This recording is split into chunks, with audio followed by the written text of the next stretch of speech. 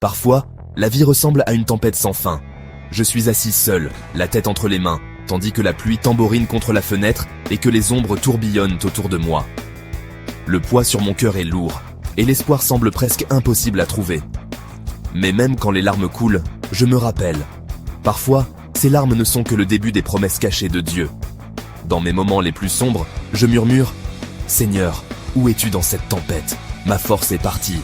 J'ai besoin de ta lumière, j'ai besoin de ton pardon. Aide-moi à relever la tête. » Et puis, quelque chose change. Une larme, une seule goutte, devient une graine.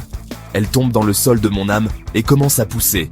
Les nuages commencent à se dissiper, et une douce verdure perce le gris.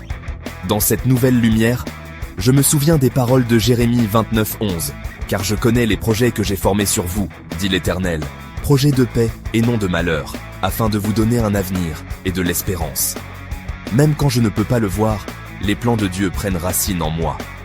Je regarde en arrière et je vois comment la douleur et la lutte se sont transformées en bénédiction.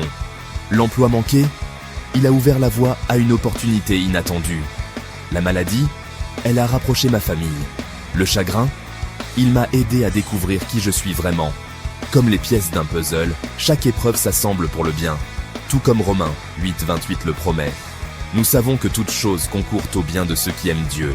À mesure que mon esprit s'élève, je ressens quelque chose de nouveau. Je ne fais pas que survivre, je m'élève.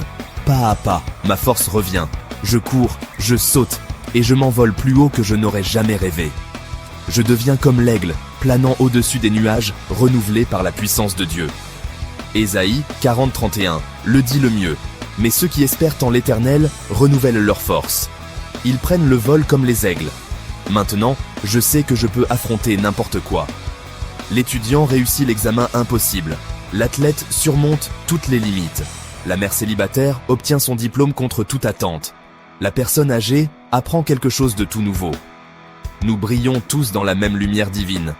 Parce que, comme le dit Philippiens 4:13, je peux tout en Christ qui me fortifie. Alors, tiens-toi droit.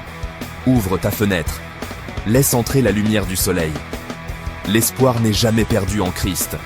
Ses promesses sont réelles, et elles vivent en toi et en moi.